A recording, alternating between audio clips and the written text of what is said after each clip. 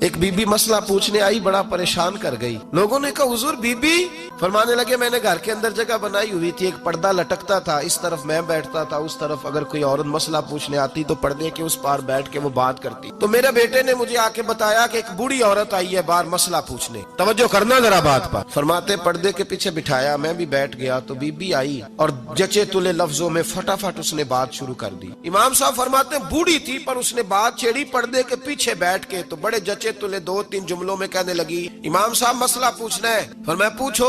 کہتے میں بڑا تیار تھا اور میں اللہ نے بڑا علم سے انہیں نوازا تھا، کہتے میں پریشان کبھی نہیں ہوا تھا، لیکن یہ بی بی پریشان کر گئی۔ فرماتے ہیں میں نے کہا بی بی پوچھو۔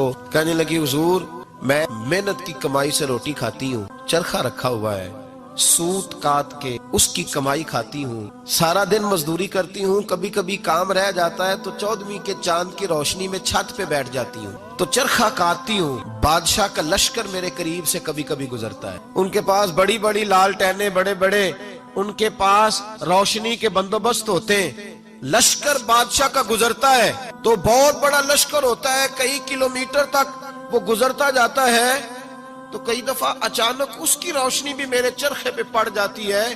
مسئلہ یہ پوچھنا ہے کہ اس روشنی میں جو میں سوت کاٹتی ہوں اس کی کمائی میرے لیے حلال ہے کہ حرام ہے؟ امام احمد بن حنبل فرماتے ہیں میں